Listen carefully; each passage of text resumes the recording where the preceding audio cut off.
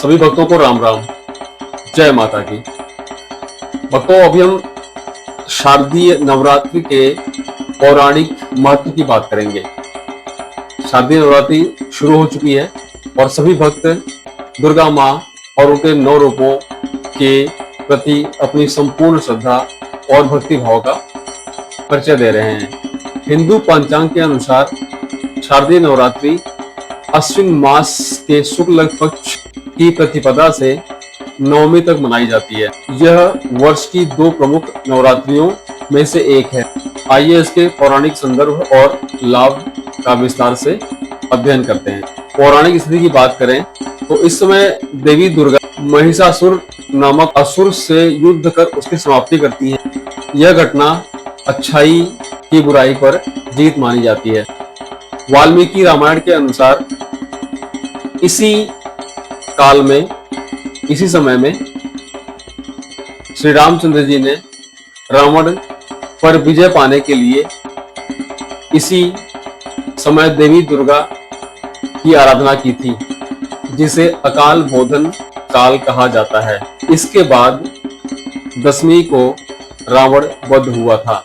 देवी के 9 रूपों शैलपुत्री, ब्रह्मचारिणी, चंद्रघंटा, कूष्मांडा, स्कंद माता, कात्यायनी, कालरात्रि, महागौरी और सिद्धिदात्री, इन 9 रूपों की प्रतिपदा से लेकर नवमी तक पूजा अर्चना की जाती है। धार्मिक व सांस्कृतिक महत्व की बात करें तो इस समय देवी के शक्ति स्वरूप की पूजा की जाती है, जिससे मानसिक और आध्यात्मिक बल बढ़ता है। अनुष्ठान और व्रतों में हवन, जप, पाठ, कीर्तन आदि करते हैं। इससे वातावरण में सकारात्मक ऊर्जा स्थापित होती है। शरद ऋतु के आगमन पर शरीर और मन को शुद्ध करने का यह उपयुक्त काल माना जाता है। अब हम इस शारदीय नवरात्रि के लाभ की बात करते हैं। आध्यात्मिक लाभ की बात करें तो इसमें मन की शुद्धि, आत्मविश्वास में वृद्धि, ध्यान और साधना की शक्ति बढ़ती है।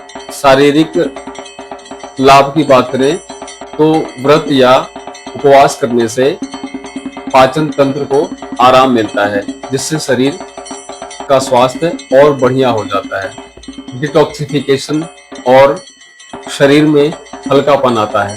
सामाजिक लाभ की बात करें तो सामूहिक पूजन और पंडाल आदि में सामाजिक एकजुटता और सांस्कृतिक आदान प्रदान बढ़ता है।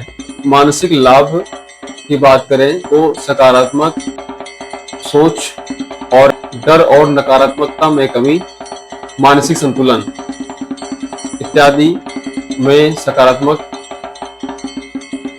वृद्धि देखी जाती है।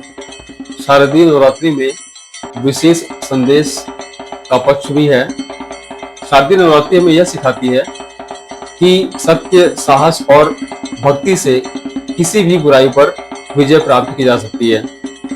यह समय स्त्री शक्ति के सम्मान और पूजन का भी है। शारदीय नवरात्रि में सभी भक्त माँ दुर्गा और उनके 9 रूपों का पूरे मन, श्रद्धा से उनकी सेवा करते हैं और उनकी आराधना करते हैं। तो आध्यात्मिक रूप से हमें इसका क्या लाभ मिल सकता है, आइए इसके बारे में जानते हैं। नवरात्रि के 9 दिन केवल देवी के बाहरी रूप की पूजा नहीं की जाती, बल्कि अपने भीतर की शक्ति को जानने और जागृत करने का अवसर भी मिलता है। देवी के 9 रूपों 9 अलग अलग गुणों जैसे शौर्य, करुणा, विवेक, संयम, क्षमा, भक्ति, पराक्रम, ज्ञान और सिद्धि का प्रतिनिधित्व करते हैं। साधक इन 9 गुणों को स्वयं में विकसित करने की चेष्टा और कोशिश कर सकते हैं और संकल्प ले सकते हैं कि इन 9 गुणों को अपने अंदर कैसे विकसित किया जा सकता है। मन का शोधन आध्यात्म के माध्यम से इन 9 दिनों में व्रत और ध्यान से इंद्रियों और मन पर संयम आता है। यह साधक को अपने गहरे विचारों और भावनाओं को देखने का अवसर प्रदान करता है। अगर साधना की गहराई की बात करें तो यह काल सिद्धि और साधना, मंत्र, जप, ध्यान और योग के लिए विशेष फलदायी माना जाता है। इस समय की साधना को जल्दी सिद्धि देने वाली माना जाता है। मन की स्थिरता, उपवास, पूजा और ध्यान से मन का भटकाव कम होता है और एकाग्रता बढ़ती है।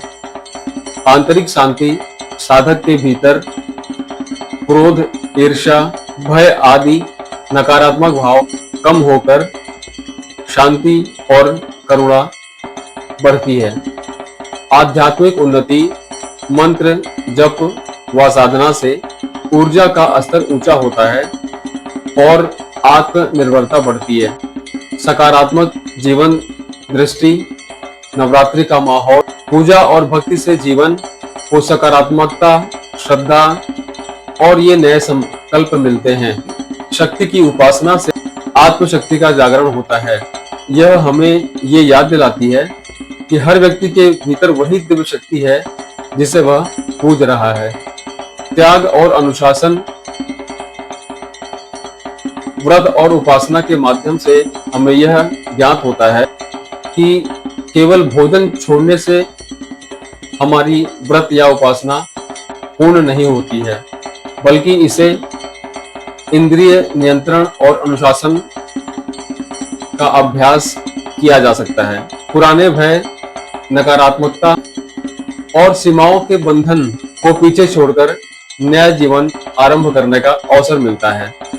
तो ये सारे गुण और विचार हैं जो शारदीय नवरात्रि को पूर्ण करते हैं। अध्यात्म से लेकर के समाज तक हमें बहुत कुछ करने और सीखने का अवसर प्रदान करती है।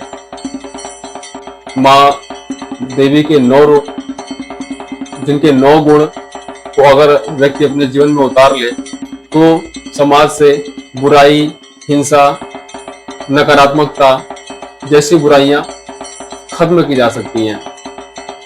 लेकिन जरूरत है कि यह सिर्फ एक व्रत, उपवास और पूजा तक सीमित न रह करके इसके गुणों को हम अपने शरीर, अपने अपनी आत्मा के अंदर कैसे निर्मित करें और इसकी आदत डालें कि यह हमेशा हमारे स्वयं के लिए, शरीर के लिए, परिवार के लिए, समाज के लिए काम आवे और हम भक्ति और भाव का यह संयोग हमेशा बनाए रखें। इसी के साथ आप सभी को जय माता की बहुत बहुत शुक्रिया।